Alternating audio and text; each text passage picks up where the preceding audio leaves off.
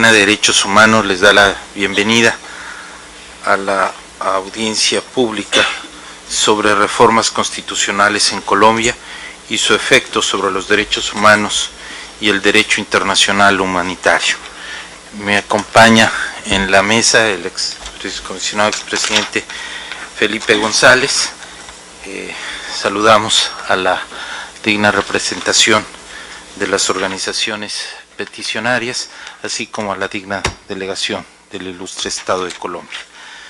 Tiene el uso de la palabra la representación de los peticionarios por un espacio de 20 minutos.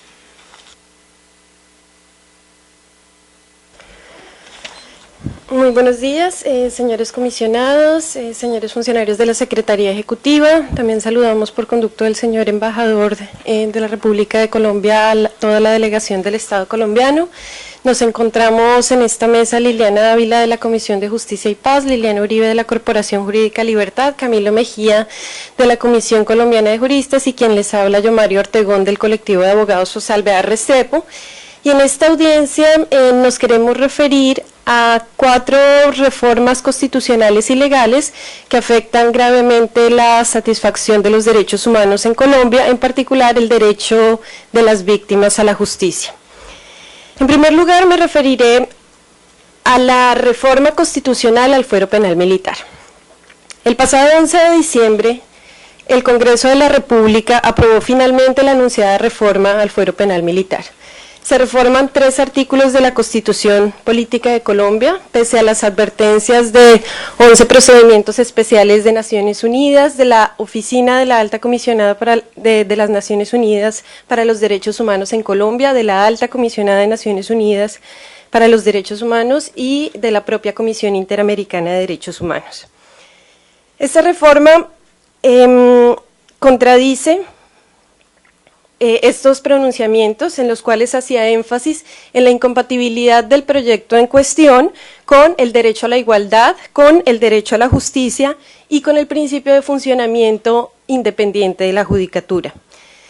A nuestro juicio, el Congreso de la República retrocedió varios siglos al afirmar la soberanía nacional frente a los órganos internacionales de protección de derechos humanos.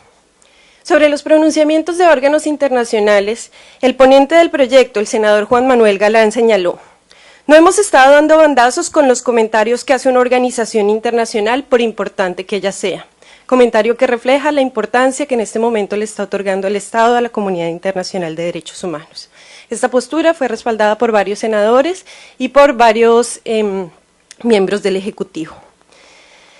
Por esta razón, solicitamos a la Comisión prestar especial atención a la manifiesta disposición del Estado colombiano de recibir asesoramiento de los órganos de protección de la Comisión Interamericana, ya que nosotros consideramos que en un ejercicio coherente y consistente con esta manifestación de voluntad, ello debe traducirse en recibir las recomendaciones de órganos internacionales como la Comisión Interamericana de Derechos Humanos y actuar en consecuencia, en este caso, modificando el marco jurídico, tanto legislativo como constitucional, para que éste sea plenamente compatible con la Convención Americana sobre Derechos Humanos. En segundo lugar, queremos solicitar a la Comisión que en su informe de visita a Colombia se refiera a diferentes cuestiones relacionadas con la reforma, tal como la Comisión lo anunció en su comunicado de prensa del 4 de enero del presente año. En primer lugar, la nueva Constitución Política, porque lo que aquí ha ocurrido es una transformación de los principios de la Constitución Política de 1991, establece que crímenes de guerra, que dicho sea de paso son crímenes internacionales, serán investigados por la jurisdicción penal militar.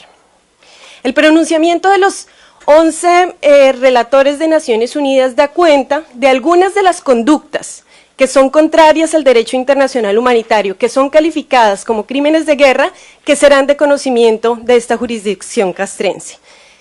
Nos referimos a conductas como la detención arbitraria, tratos crueles, otras violaciones contra la dignidad personal, atentados contra la integridad personal, incluidos los tratos humillantes, así como la obligación de tratar con humanidad a los que no participen directamente en las hostilidades sin distinción por motivo de pertenencia a grupo étnico, religión o creencia, sexo, nacimiento o fortuna, u otro criterio similar, prohibidas en virtud del artículo 3º comuna de los 4 convenios de Ginebra de 1949. Hoy el Código Penal colombiano establece un título dedicado a las infracciones al derecho internacional humanitario que incorpora la tipificación de varias de estas conductas contrarias al derecho internacional que en adelante serán conocidas por la jurisdicción castrense. En segundo lugar, un segundo aspecto que consideramos contrario a la Convención Americana y en particular a las obligaciones del Estado de administrar justicia de manera independiente, tiene que ver con la creación de una comisión mixta, que permite que instituciones de la justicia penal militar sean las primeras en determinar si existe indicio de alguno de estos delitos, en detrimento de una evaluación independiente y del principio de juez natural establecido en el derecho internacional. La Corte Interamericana de Derechos Humanos se ha referido reiteradamente a la importancia que tienen las primeras diligencias para el curso de una investigación adecuada. En tercer lugar, la reforma establece un Tribunal Especial de Garantías para miembros de la fuerza pública. Esto en clara y abierta vulneración con el derecho a la igualdad. Es decir, es un tribunal del cual no gozan la mayoría de ciudadanos y ciudadanas colombianas. No queda claro porque un miembro de la institución militar o policial tiene acceso a un tribunal de garantías para delitos como narcotráfico, violencia sexual, fraude procesal, corrupción, graves violaciones a derechos humanos o cualquier delito. Porque un miembro de la fuerza pública debe tener derecho a un órgano especial de definición judicial, cuando el resto de colombianos y colombianas no la tienen. Esta proposición, la creación de un tribunal especial de garantías para miembros de la fuerza pública, no supera un test mínimo de razonabilidad. Este órgano no cumple ninguna finalidad constitucional.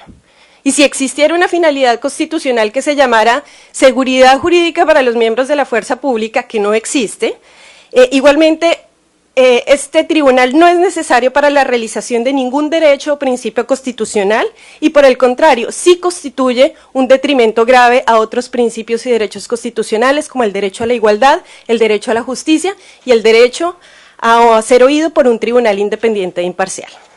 En cuarto lugar, la reforma aprobada establece a nivel constitucional un fuero carcelario, que es una extensión ilegítima del fuero penal militar. No queda claro porque en un país que tiene cárceles que a veces alcanzan niveles de 300% de hacinamiento, los violadores de derechos humanos deben tener privilegios especiales como el carcelario, como Tolemaida Resort u otros centros especiales de reclusión militar. Sobre este punto, hemos señalado, como lo establece la Corte Constitucional colombiana, que en algunos casos puede resultar necesario para la protección del derecho a la vida y la integridad personal de los detenidos que haya separación entre la detención de funcionarios públicos y la detención de delincuentes comunes. Pero esto no se puede traducir en que los miembros de la fuerza pública, como hoy lo contempla nuestra Constitución política gracias a la reforma, sean detenidos en los propios batallones donde cometieron delitos. Numerosos casos tenemos en los que dicha reclusión especial ha obstaculizado el funcionamiento de la justicia, ha servido para la comisión de nuevas violaciones y ha puesto en riesgo la integridad personal de víctimas, operadores de justicia y otros intervinientes en el proceso penal. En este punto, quisiéramos recalcar que los órganos interamericanos, los procedimientos de Naciones Unidas y cada vez un número creciente de países en el mundo coinciden en la afirmación del fuero militar restrictivo y excepcional.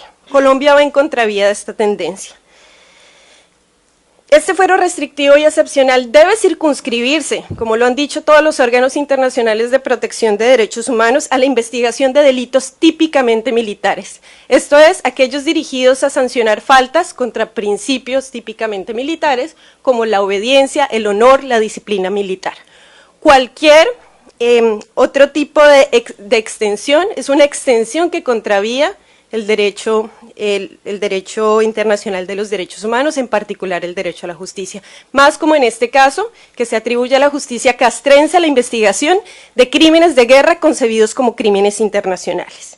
Finalmente, y para dar la palabra a mi colega Camilo Mejía de la Comisión Colombiana de Juristas, quisiéramos solicitar a la Comisión que, al igual que en su tercer informe, de visita país, en este cuarto informe presta especial atención a la aplicación del derecho internacional humanitario en Colombia. dado que en este momento estamos asistiendo a un cambio en la concepción del derecho internacional humanitario, ya no dirigido a la protección de la población civil, como lo establecen los convenios de Ginebra y el protocolo 2 adicional, sino en una interpretación torcida del derecho internacional humanitario, como lo está entendiendo estas reformas y otras que vamos a señalar, según la cual lo que otorga el DIH son facultades para la guerra, facultades para los combatientes. El anterior gobierno negaba la existencia del conflicto armado y la aplicación del DIH. El actual gobierno reconoce el conflicto armado y la aplicación del DIH, pero para algo peor, para negar la aplicación del derecho internacional de los derechos humanos. En el anterior gobierno se aumentaron exponencialmente las violaciones a derechos humanos cometidas por la fuerza pública. En el presente gobierno se está consolidando la impunidad frente a esos graves crímenes. Muchas gracias.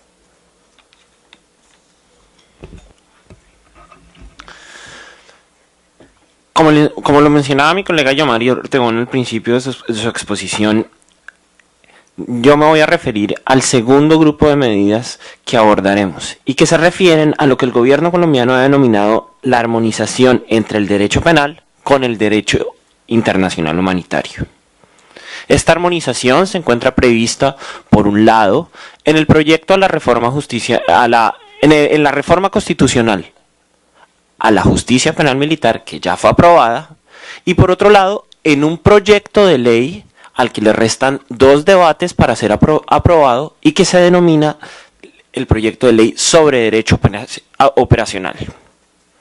Este proyecto, como lo mencionaba mi colega Yomari Ortegón, selecciona algunas normas de derecho internacional humanitario que permitirían, según lo que prevé el proyecto, la acción de la fuerza pública, pero desafortunadamente deja por fuera normas encaminadas a proteger a la persona humana. Al respecto, es importante mencionar como antecedente que la reforma a la jurisdicción militar establece, abro comillas, cuando la conducta de los miembros de la fuerza pública en relación con un conflicto armado sea investigada y juzgada por las autoridades judiciales, se aplicará siempre, y subrayo, siempre, el derecho internacional humanitario. Una interpretación restrictiva de esta norma podría dejar de lado el derecho internacional de los derechos humanos, que aplica en todo momento y lugar, como lo ha afirmado reiteradamente esta comisión en su informe sobre terrorismo y derechos humanos y la Corte Interamericana de Derechos Humanos en fallos relacionados con Colombia. Según la exposición de motivos, el proyecto de ley sienta las normas del derecho internacional humanitario como marco y límite en el desarrollo de las operaciones. Sin embargo, algunas de las disposiciones de este proyecto podrían dar lugar a que se desconociera este propósito de proteger a la persona humana a través del derecho internacional humanitario. Con el propósito de ilustrar a esta comisión acerca de nuestras preocupaciones, nos referiremos solamente a título ilustrativo a 2 medidas planteadas en este proyecto. En primer lugar, llama especialmente la atención saber cuál es el criterio tomado en cuenta para incluir en el proyecto de derecho operacional algunas normas de derecho internacional humanitario y dejar otras por fuera. El derecho internacional humanitario, como lo señalé con anterioridad, es ante todo un conjunto de normas que busca que las partes en las hostilidades respeten a los civiles y a la población civil. No obstante lo anterior, no hay ninguna norma dentro del proyecto de ley que reconozca tal finalidad, a pesar de que en varias disposiciones del conjunto de normas que conforman el derecho internacional humanitario sí lo hacen expresamente. Hay un ejemplo que permite ilustrar con claridad este punto. Se trata de la regulación del principio de proporcionalidad y de lo que el proyecto llama los daños incidentales.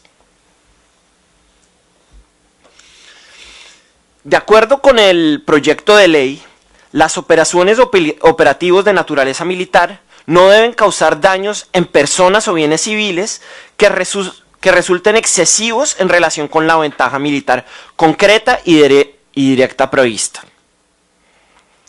Según el proyecto, y abro comillas, supone entonces una ponderación entre la ventaja militar y los daños incidentales que puedan producirse en personas y bienes que no constituyen objetivo militar a la luz del DIH. Sin embargo, esta disposición es una mala reproducción del artículo 51 del protocolo 1 a los convenios de Ginebra, el cual dice que se prohíben los ataques indiscriminados y que se considerarán indiscriminados, abro comillas, los ataques cuando sea de prever que causarán incidentalmente muertos y heridos entre la población civil o daños o bienes de carácter civil o ambas cosas que serían excesivos en relación con la ventaja militar concreta y directa prevista. Cierro comillas.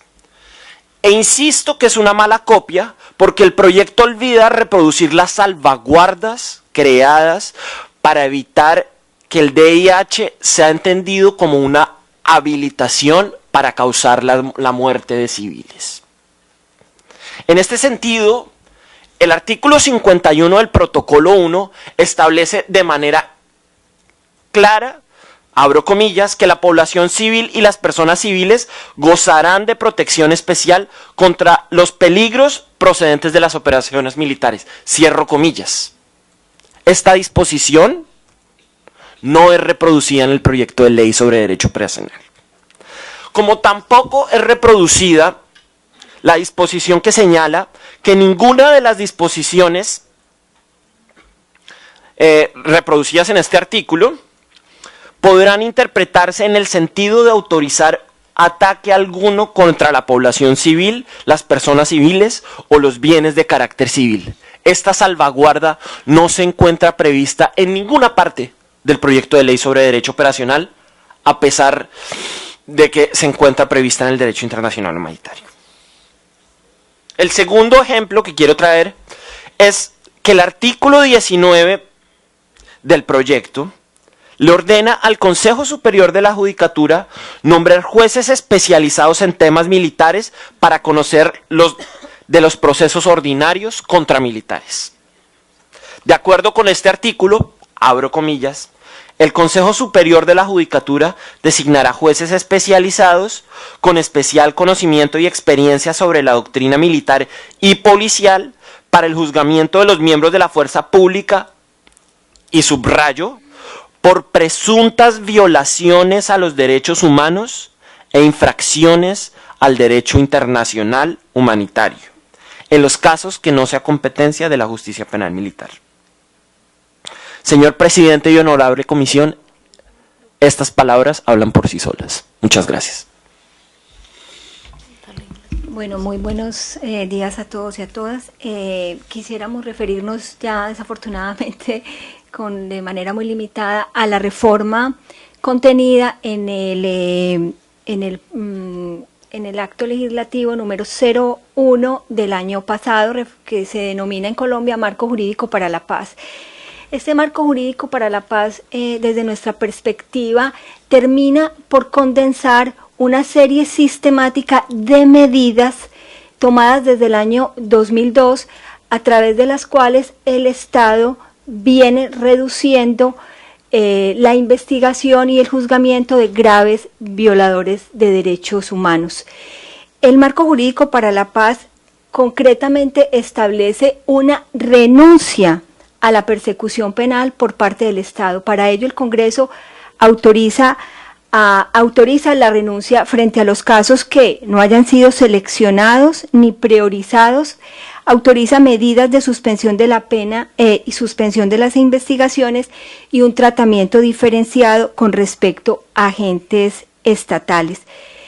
Por decirlo de manera sucinta, es una concreción mucho más pulida sobre la política de impunidad que se acentuó con el gobierno del presidente Santos con este tipo de medidas. Hay una situación que nos merecería mucho la pena que se pudiera plantear, y es la falaz disyuntiva que se nos presenta para justificar este tipo de medidas entre lo que es la justicia y la paz. Es importante que la Comisión señale nuevamente la importancia de la investigación de los graves crímenes contra la humanidad, infracciones graves al derecho internacional humanitario, que no se pueden dejar por fuera si queremos un proceso de paz efectivo para los colombianos. Y otro tipo de medidas que también implementó por iniciativa del gobierno del presidente Santos es la reforma a la ley 975 del 2005, que era la ley que permitía un tratamiento benigno a los integrantes de grupos armados ilegales que cometieran estos graves crímenes. Esta ley modifica la técnica investigativa de la confesión plena y veraz de los postulados, que ya eran pocos, eran frente al universo de desmovilizados, cerca de 4.077 postulados, y solamente referirá a unos cuantos postulados que considerarán los máximos responsables. Estamos a la espera realmente de que en una ley estatutaria el gobierno y el Congreso, fije los parámetros sobre los cuales se establecerán esos criterios de selección y priorización.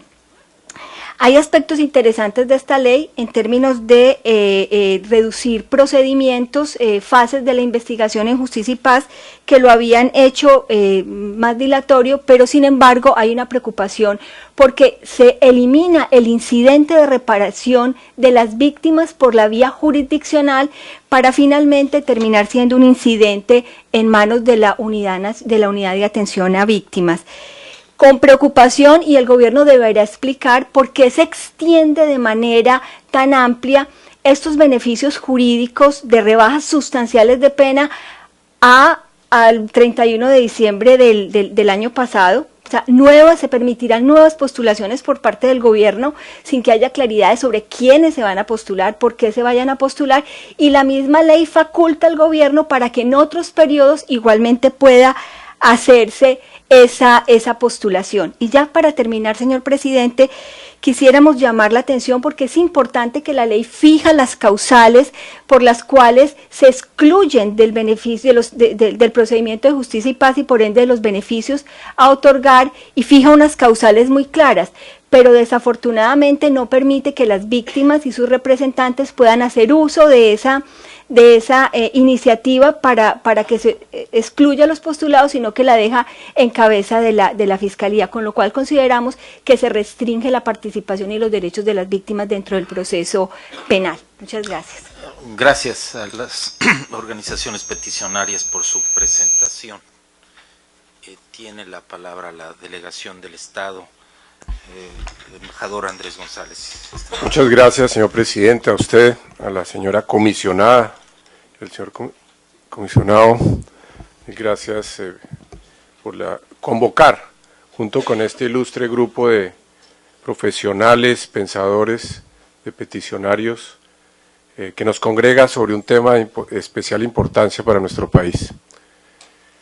Colombia es el país que se ha asumido el desafío de enfrentar la paz, no solamente en la letra de unos artículos, sino en la mesa de negociaciones. De manera que nos presentamos ante ustedes y ante el mundo como un país que va y ha ejercido la fuerza tranquila, legítima, no para enfrentar a la población civil, sino para defenderla.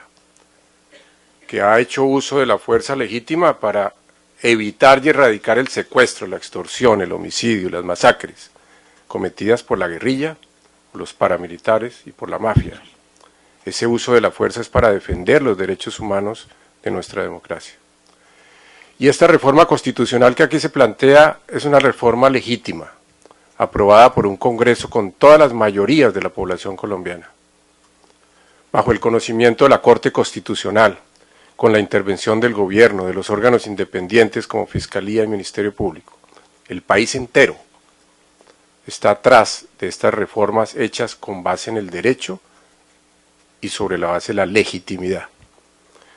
Esta reforma sobre una institución que existe desde 1886, incluso antes, mucho más de un siglo, el fuero penal militar y la justicia penal militar. Se trata es de regularla, racionalizarla, hacerla eficiente, pero siempre excepcional y restrictiva. No es acorde con la realidad que esta justicia pueda servir para hacer un espectro de impunidad frente a graves violaciones a derechos humanos. No, no habrá impunidad sobre esas graves violaciones, que es una postura muy clara del gobierno. Y no puede ser cierto que se diga, por ejemplo, que sirve para que la violencia sexual o violaciones de ese estilo puedan estar cubiertas por la justicia penal. En primer lugar, señor presidente, esta justicia es solamente para actos relacionados con el servicio. Una violencia sexual jamás podría estar relacionada con el servicio, una tortura jamás, y una violación grave de ese estilo no está relacionada con el servicio, está expresamente excluida de la reforma. Pero además, y atendiendo las apreciaciones de organismos internacionales, expresamente la norma señala cómo en ningún caso la justicia penal militar conocerá de los crímenes de lesa humanidad, ni de los delitos de genocidio, de la desaparición forzada, de la ejecución extrajudicial, de la violencia sexual, de la tortura o el desplazamiento forzado. No, cero impunidad frente a esos delitos y una justicia firme, condenas firmes frente a esas graves violaciones de los derechos humanos. De otro lado, señor presidente, también la reforma constitucional está hecha para hacer un tránsito hacia la paz. El uso del derecho frente a los conflictos, en todas las civilizaciones se busca la aplicación del derecho internacional humanitario para reducir el dolor profundo, atroz de las guerras. Y en el caso colombiano, no solamente hacemos uso del derecho, sino de la práctica, en la mesa de paz de negociaciones donde buscamos reducir el conflicto. Y no solamente en la mesa de negociaciones, en este momento, señor presidente, 52.000 habitantes de Colombia, entre guerrilleros y paramilitares, se han sometido a la justicia. Es decir, que es una justicia abierta para resolver el conflicto, no para abusar frente al tema de los derechos humanos. Y yo diría que precisamente ese marco para la paz, que va a ser vanguardia en el mundo, con unas políticas de reparación de víctimas, de tierras ejemplar, está hecho precisamente para que todos los colombianos podamos transitar hacia esto que estamos hoy haciendo aquí, que es una deliberación de gran altura y respeto sobre los valores de nuestra nación. La exposición estará a cargo además por nuestro viceministro de Justicia, el doctor Miguel Samper, por el director de Derechos Humanos, el doctor Asad Hatter, y por el doctor Luis Manuel Neira, secretario general del Ministerio de Defensa, doctor Miguel y doctor Luis Manuel Consueña, presidente. Gracias, embajador, presidente. Yo voy a referirme en concreto al marco jurídico para la paz. Si bien esta audiencia fue convocada para dos reformas constitucionales, las dos tienen orígenes supremamente distintos, ámbitos de aplicación diferentes y también, por supuesto, objetivos que distan. El marco jurídico para la paz surge de la necesidad, como todo Estado, de confeccionar un traje de transición que se adapte a la talla de sus necesidades. Y yo voy a referirme a esa confección que se tiene que realizar en 3 puntos distintos en el tiempo. Por eso mi intervención se va a fijar en el pasado, en el presente y en el futuro. En orden cronológico, entonces, esta confección del traje para la transición se encuentra en nuestro país, o encuentra sus orígenes en nuestro país desde la expedición en el 97 de la Ley 387 para la atención a la población desplazada, y con posterioridad viene una ley que por primera vez empieza a mencionar el tema directamente de justicia transicional, como lo es la Ley de Justicia y Paz, Ley 975 del 2005, en la cual se concentraron todas las esperanzas de transición en un proceso judicial. Se identifica entonces que existen serios reparos a concentrar todas esas esperanzas de transición del país en un proceso judicial, porque endilgarle a un proceso judicial toda la responsabilidad del esclarecimiento de la verdad, por la misma dinámica de la controversia probatoria que se gesta en el seno de un proceso judicial, o incluso toda la responsabilidad de reparar a las víctimas en el seno de un proceso judicial, debido a que los condenados son finalmente los victimarios que participan en justicia y paz y no lo es el Estado, tenía entonces serios obstáculos para la materialización de todos los derechos de las víctimas. En vista de ello, y ello a su vez me da pie para hablar del segundo punto, se empieza a reformar ese modelo de justicia de transición en los años recientes en el país y hoy en día, en el presente, cómo está confeccionado este modelo. En primer lugar, tenemos, por supuesto, la Ley de Víctimas y de Restitución de Tierras, ley que nosotros, presidente, hemos buscado distintos modelos que sean tan integrales y tan comprensivos y no los hemos encontrado. La Ley de Víctimas incluye los 5 componentes de la reparación integral: la restitución de tierra, las medidas de satisfacción, de rehabilitación, las garantías de no repetición y, por supuesto, la indemnización administrativa, así como medidas de asistencia en salud, educación, la entrega de ayuda humanitaria y unas reformas institucionales muy importantes. Solo para la ejecución de esta ley se van a destinar aproximadamente 25.000 millones de dólares en los próximos 10 años. También encontramos en este modelo actual de justicia transicional la Ley 1424, la Ley de los Desmovilizados Rasos, mediante la cual se imponen medidas de verdad por fuera de los tribunales judiciales. Se les impone la obligación de comparecer ante el Centro de Memoria Histórica de los Desmovilizados Rasos para que allí respondan y cuenten todos los hechos de los que tengan conocimiento.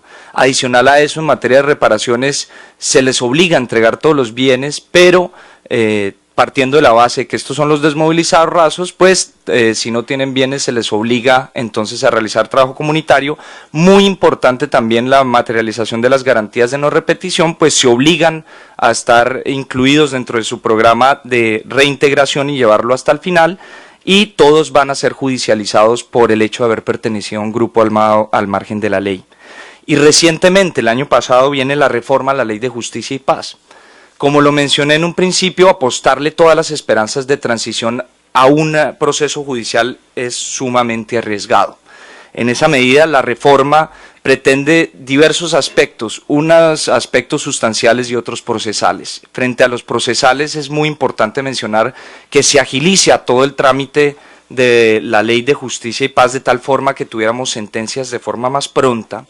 Adicional a eso, nosotros encontramos un problema muy grande frente a la reparación que se gestaba en Justicia y Paz, en la medida en que se estaban frustrando las expectativas de las víctimas, pues tan solo la primera sentencia de Justicia y Paz condenaba a los 2 postulados a pagar 32.000 millones de pesos con cargo al Fondo de Reparaciones. Si se tiene en cuenta que el Fondo de Reparaciones solo cuenta con un poco más de 60.000 millones de pesos en bienes monetizables para el pago de indemnizaciones, estábamos hablando que en la primera sentencia se condenaba a pagar al Fondo de Reparaciones, con cargo al Fondo de Reparaciones, con el 50% de los recursos disponibles al 0.3% de las víctimas registradas en Justicia y Paz, con lo cual se estaban frustrando las expectativas de las víctimas. Y todavía más allá, en la sentencia de Justicia y Paz, el juez no está facultado, como le dijo la Corte Suprema de Justicia colombiana, para ordenarle a otras entidades del Estado a realizar otras actividades. Entonces, teníamos en Justicia y Paz solo una de las patas de la reparación integral. No era una reparación plenamente integral, era una indemnización económica. Por eso es que con la reforma lo que se busca es traer hacia nuestra política, nuestro programa de reparaciones administrativas, que repito, es sumamente integral porque contempla todos los componentes de la reparación, traernos hacia ese proceso administrativo precisamente toda la reparación de todas las víctimas, incluyendo, por supuesto, y dándoles prioridad absoluta a las víctimas que estaban incluidas en Justicia y Paz. No hay una extensión de las postulaciones, todo lo contrario, se cierra la puerta para que no pueda haber postulaciones. Lo que encontramos desde el Gobierno Nacional es que a medida que se iban descubriendo hechos en Justicia y Paz, personas desmovilizadas alzaban la mano para ser incluidas dentro del proceso especial de Justicia y Paz y se les dijo no, se cierra la puerta 31 de diciembre del año pasado y hasta ahí se permiten las postulaciones. Finalmente se crean unas causales de exclusión para ser todavía más estrictos. El Gobierno Nacional, como lo decía el señor embajador, siempre ha estado abierto a este tipo de discusiones que son sanas y que se tienen que gestar en toda elaboración de un modelo de transición hacia la paz. La diferencia tal vez, presidente, es que en este momento soplan los vientos de paz en el país. En este momento, como es conocido por la comunidad internacional y por toda la sociedad colombiana, se está negociando un proceso de paz.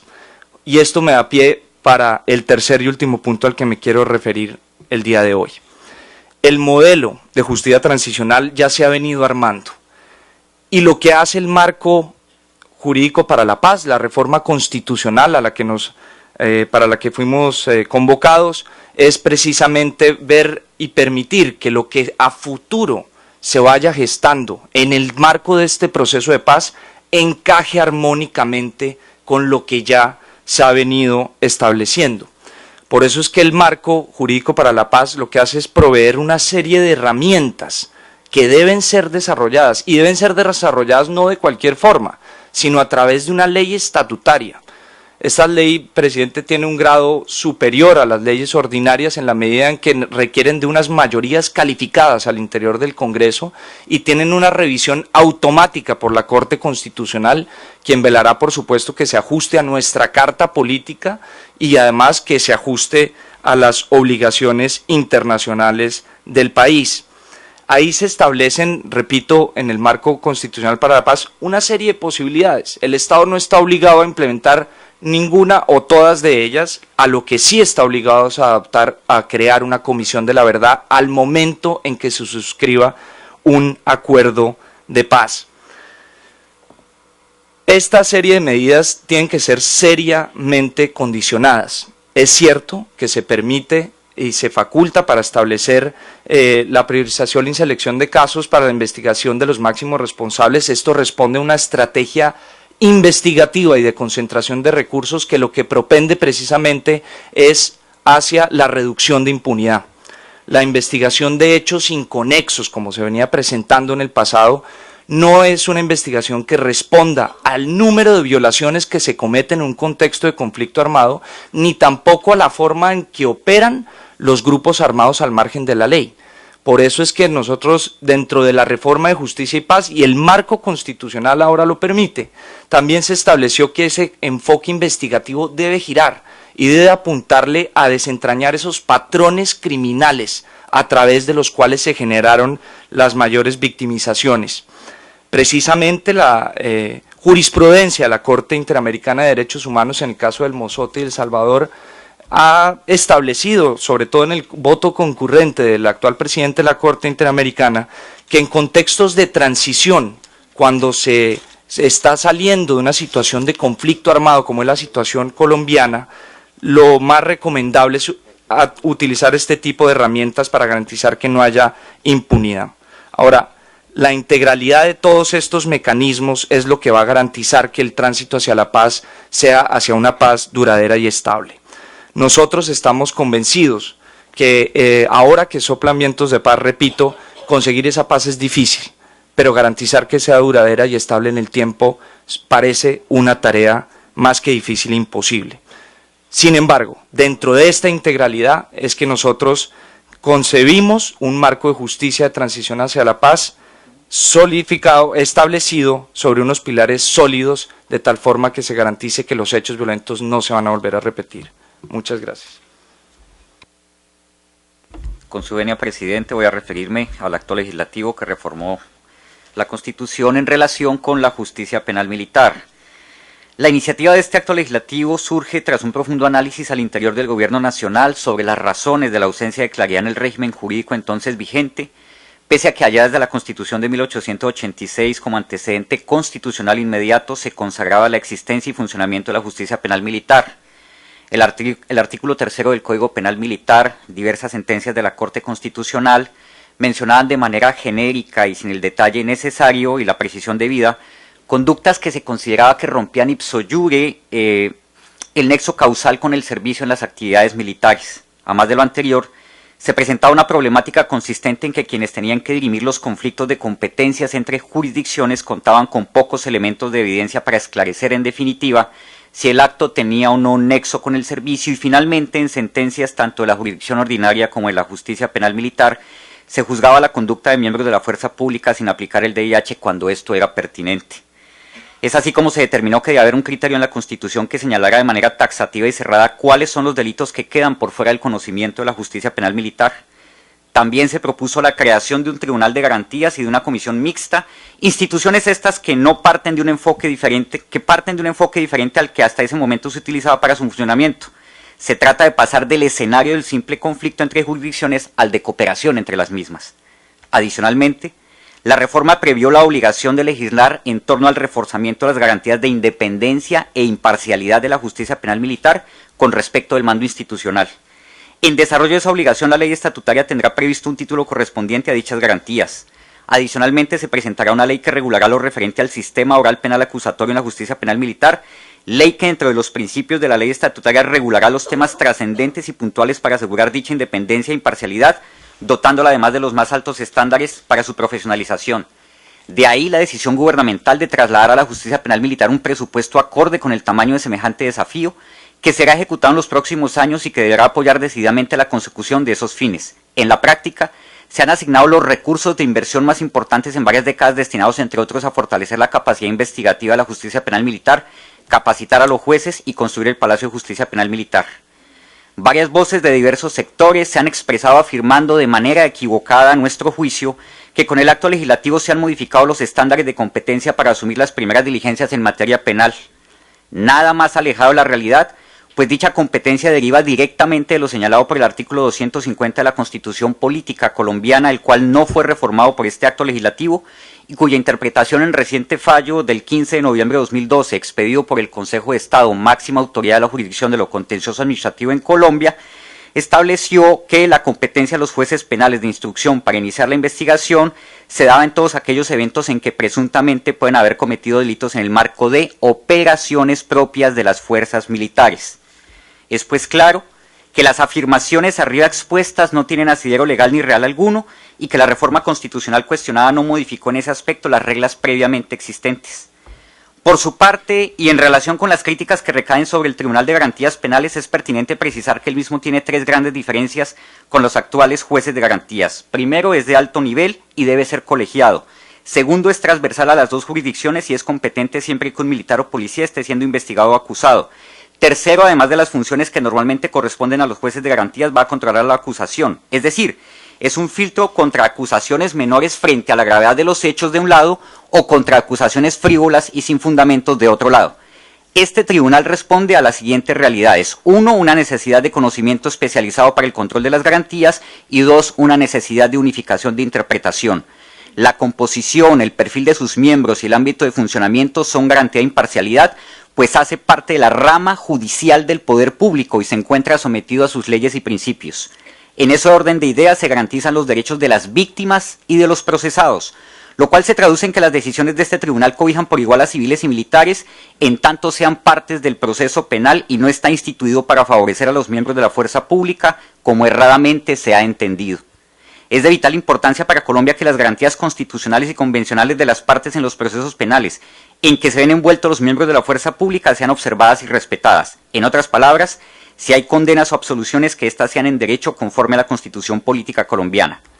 Es fundamental resaltar que la aplicación del DIH al conflicto es a. Lo natural y lo que corresponde en derecho en tales situaciones, en tanto el DIH es ley especial, y b.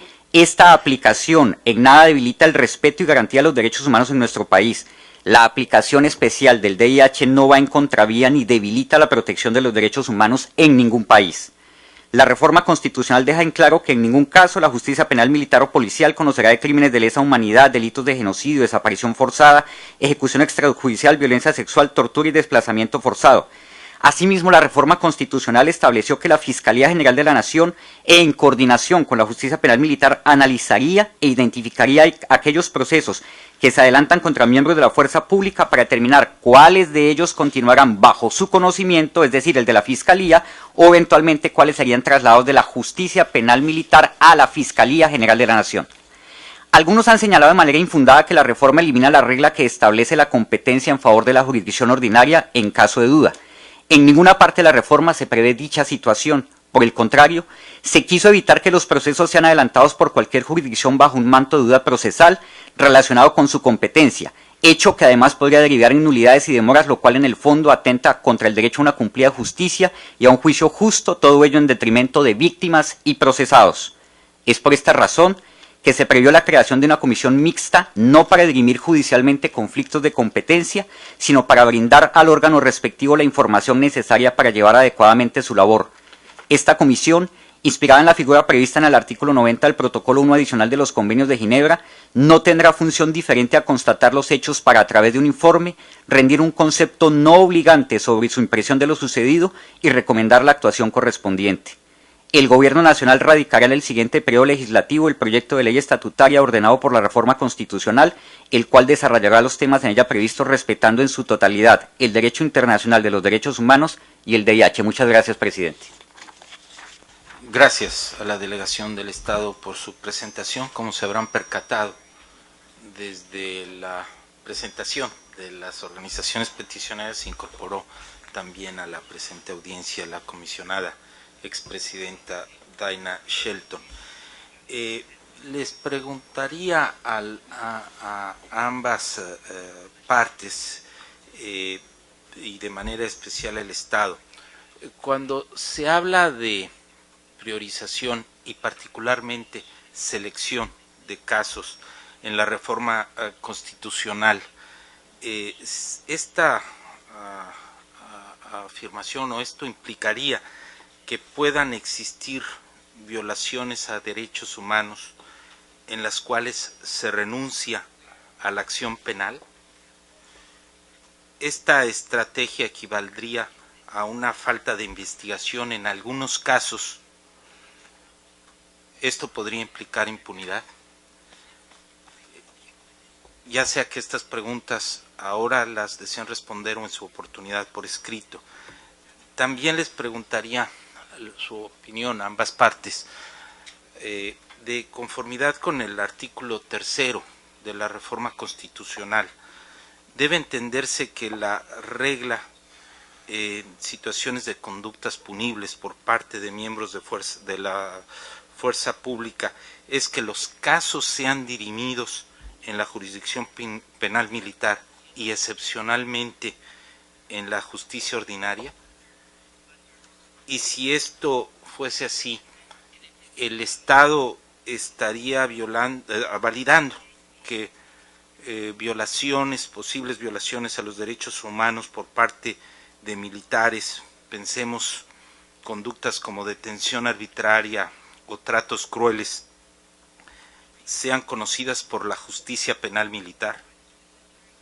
Y si esto fuese así, ¿cómo se compatibilizaría por parte del Estado esta estrategia con la jurisprudencia interamericana reiterada, en el sentido de que la justicia penal militar no cumple con las garantías de independencia e imparcialidad? Hemos escuchado algunos argumentos relacionados con la reforma constitucional que prevén ajustes en este aspecto, pero también orgánicos, pero también me gustaría saber la posición de las organizaciones peticionarias sobre este tema. Reitero, ya sea ahora o en su oportunidad por escrito, agradeceré sus comentarios. Le consultaría el comisionado expresidente Felipe González. Muchas gracias, presidente. Le agradezco a los peticionarios y peticionarias de esta audiencia y al ilustre Estado de Colombia por sus presentaciones. Yo quisiera hacer una reflexión general breve en cuanto a la situación o la experiencia del sistema interamericano de derechos humanos en relación con conflictos armados internos.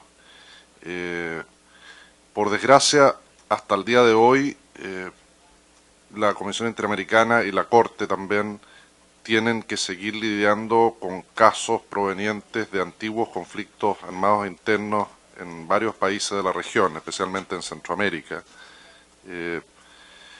en buena medida porque en su momento no fueron adecuadamente confrontadas las violaciones a los derechos humanos que allí ocurrían, ni se emprendieron investigaciones en forma adecuada. Ahora, habiendo pasado décadas, resulta mucho más difícil hacerlo, y en algunos casos se trata de situaciones de desaparición forzada de personas, en los cuales el asunto se encuentra plenamente vigente. Y esto nos debe hacer reflexionar, me parece, en el sentido de que efectivamente un proceso de paz como el que se busca encaminar en Colombia asuma de manera adecuada la investigación y sanción de las violaciones graves a los derechos humanos.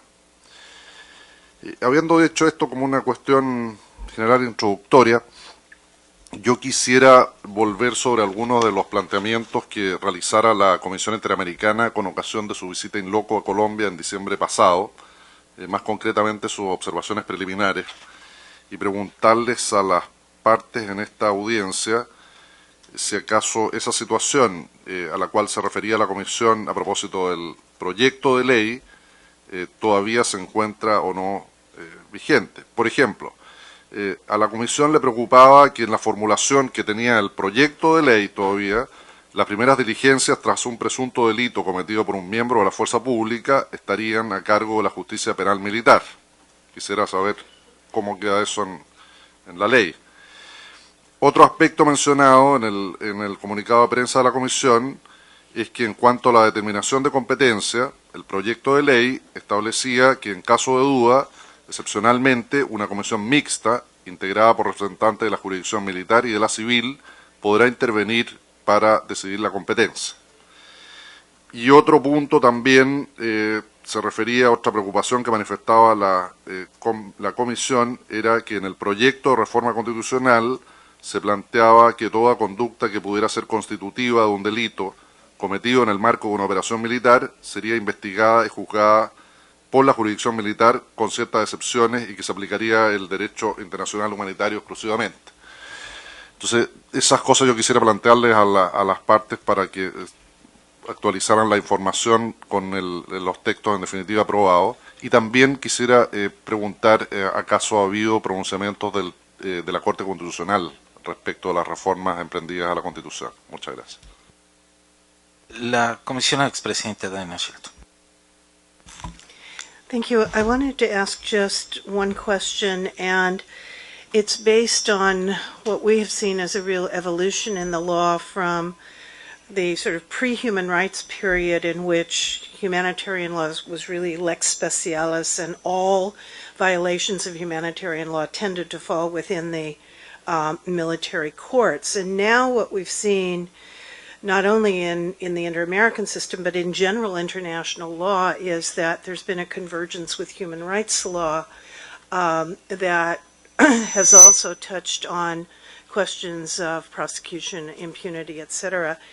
And so I'm wondering whether any thought has been given in terms of the scope of military justice in the draft law to not defining what jurisdiction the military courts don't have, but in defining what jurisdiction they do have, and in limiting it to disciplinary matters, internal disciplinary matters, which would then imply that everything else belongs in the civilian courts, rather than defining it as they have jurisdiction over everything with certain exceptions. Thank you.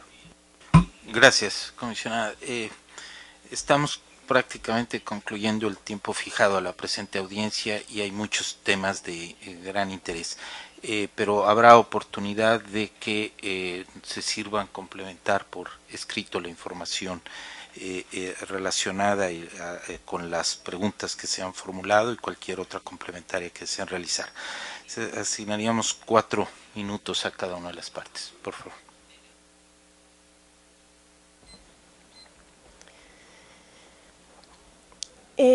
Señor presidente, quisiéramos insistir sobre algunos puntos. En primer lugar, no es cierto que antes de la reforma no existiera claridad sobre el régimen jurídico aplicable a la fuerza pública. Era absolutamente claro que las violaciones a derechos humanos y las infracciones al derecho internacional humanitario no podían ser conocimiento de la jurisdicción penal militar. Sobre esto no había dudas. En segundo lugar, nosotros creemos que si bien, como lo señalaba la comisionada Daina Shelton, la regla, y también respondiendo a las preguntas de los dos comisionados, la regla que está hoy actualmente en el artículo 3º del Acto Legislativo 02 dice: las infracciones al derecho internacional humanitario serán conocidas por la jurisdicción penal militar. La nueva regla es clara, sustituye totalmente la voluntad del constituyente del 91, es un retroceso de más de 20 años en lo que se había alcanzado en la restricción del fuero penal militar. Y en tercer lugar, quisiera ejemplificar algunas de las conductas que hoy están en el Código Penal, que son delitos contra el derecho internacional humanitario, que al no estar en las excepciones señaladas por el acto legislativo serían de conocimiento de la jurisdicción penal militar. Por ejemplo, lesiones en persona protegida, actos de barbarie, tratos inhumanos y degradantes en persona protegida, mutilaciones, detención ilegal y privación del debido proceso, crímenes de guerra contra la propiedad, represalias, ataque contra obras e instalaciones peligrosas, terrorismo, destrucción del medio ambiente. Estas conductas que hoy están en el Código Penal como infracciones al derecho internacional humanitario serían inmediatamente conocidas por la jurisdicción penal militar. ¿Cuál es la relación con el servicio? Digamos, esto contradice totalmente el carácter restrictivo y excepcional del fuero penal militar. Muchas de estas conductas son delitos contra la integridad personal y contra la dignidad, que protege el núcleo duro común entre los derechos humanos y el derecho internacional humanitario. Igualmente nos llama la atención que se está destinando un alto porcentaje del presupuesto para fortalecer la jurisdicción penal militar cuando podría fortalecerse con ello la Fiscalía General de la Nación. Llevamos, yo creo que 10 años señalando que la impunidad frente a violaciones a derechos humanos alcanza el 98-99%. Estos recursos bien podrían ser empleados en el fortalecimiento de la Fiscalía en vez de asignarle cada vez más competencias a la jurisdicción penal militar. Finalmente, quisiera darle la palabra a Liliana Ávila, que va a hacer unas peticiones a la comisión. Señor presidente, muchas gracias. Las reformas constitucionales recientemente promovidas en Colombia no están dirigidas a garantizar los derechos reconocidos en la Convención y son abiertamente contrarias a las disposiciones contenidas en el artículo 2. En ese sentido, las organizaciones aquí presentes que hemos solicitado esta audiencia, solicitamos a la comisión que adelante un análisis sobre la compatibilidad de estas reformas con la Convención Interamericana y con todo lo que la Corte Interamericana y la Comisión todo el marco jurídico y todo la línea jurisprudencial sobre acceso a la justicia y sobre derechos de las víctimas han realizado para que analice la garantía de estos derechos y las reformas. Muchas gracias. Gracias. Tiene la palabra la delegación. Señor presidente, gracias. Ojalá podamos tener muchos de estos encuentros para seguir escuchando posiciones en un tema tan importante. Decía y se refería al comisionado Felipe González a los pasados conflictos armados. Colombia es el país que está manejando el conflicto durante su curso, no hacia el pasado. Tenemos el reto de resolver el conflicto que está en este momento cursando, y eso es lo más importante. Con una buena reforma como esta, de la mano de ustedes y de la mano de nuestra justicia constitucional, vamos a evitar otros 50.000 muertos. Por eso hay que analizar en contexto que estamos haciendo uso de instrumentos jurídicos para la paz, hacia la paz. Y ese contexto irá de la mano de la Corte Constitucional, de nuestra justicia y de la mano de ustedes, y de la mano de la legitimidad y de la confianza internacional, porque confiamos en que va a ser el país ejemplo en el contexto contemporáneo, con unidad y respeto con todos nuestros habitantes, de que seremos capaces de salir adelante para resolver un conflicto de la mano del derecho, de la mano de la justicia y para proteger los derechos humanos. Ese es el objetivo. Cero impunidad, cero violaciones a los derechos humanos. Lo que estamos haciendo es un gran esfuerzo precisamente para evitar otro horror y otra triste confrontación. Y eso lo haremos de la mano del derecho. Es quizás el único país en el mundo que se anticipó al proceso de paz para crear un marco jurídico para la paz. De la mano de la ley y de la mano de la justicia, con una fiscalía fuerte, con una justicia con músculo suficiente para investigar todos los delitos y para encontrar la flexibilidad de equilibrio entre paz, justicia y reparación que nos lleve a la paz. De manera que esperamos esas estupendas preguntas formuladas en detalle pues tendremos toda la ocasión de hacerlo, con una observación adicional. Todas estas reformas van de la mano de la Corte Constitucional, será revisada por el más alto tribunal, por los más connotados juristas de nuestra nación, para que esté ajustado a todos los estándares internacionales. Gracias, embajador. Muy brevemente, como lo resalta el embajador, las normas estatutarias que desarrollan el marco para la paz no solo van a ser revisadas por la Corte, sino que el mismo marco ya está siendo revisado porque las reformas constitucionales tienen revisión por parte de la Corte Constitucional en nuestro país. Lo que ocurre es que en nuestro marco de justicia transicional, a diferencia de otros países que salen del conflicto, tenemos instituciones muy fuertes. Es decir, que nosotros no necesitamos hacer una transición hacia la justicia, sino una justicia que nos permita hacer la transición hacia la paz. Y, presidente, frente a su pregunta, muy rápidamente, el Estado colombiano comparte plenamente el estándar y la nueva línea trazada en el caso del Mozote contra El Salvador, en el sentido de que en un contexto de conflicto armado resulta imposible prácticamente y resulta mucho más viable para garantizar que no haya impunidad la concentración de recursos en las investigaciones de los crímenes internacionales, no de todas las graves violaciones a los derechos humanos, porque eso materializa el derecho a la justicia en mayor medida. Es decir, no es que vaya a haber impunidad, sino que si hay una focalización de los recursos en desentrañar esos patrones criminales de los que planearon y cometieron de manera sistemática los crímenes internacionales, se va a garantizar más justicia para un mayor número de víctimas. Y yo concluiría con eso, presidente. Profundizaremos mediante la erradicación de un escrito y le doy la palabra por lo que queda de tiempo a mi... Gracias, presidente. Simplemente señalaría que muchos de los puntos cruciales que están contenidos en el acto legislativo serán desarrollados por una ley estatutaria que hasta la fecha no ha radicado el Gobierno Nacional en el Congreso de la República y que por lo tanto todavía no es objeto de debate.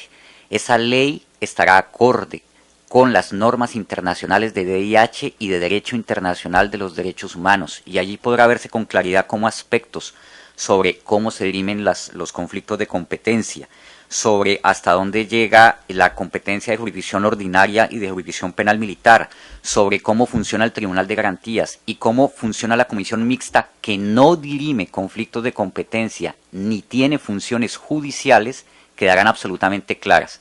Por supuesto, por escrito, presentaremos todas las explicaciones a que haya lugar. Simplemente quisiera recordar que, en todo caso, el órgano de cierre, tanto la jurisdicción ordinaria como la jurisdicción penal militar, sigue siendo la Corte Suprema de Justicia colombiana, para ambas jurisdicciones. Muchas gracias.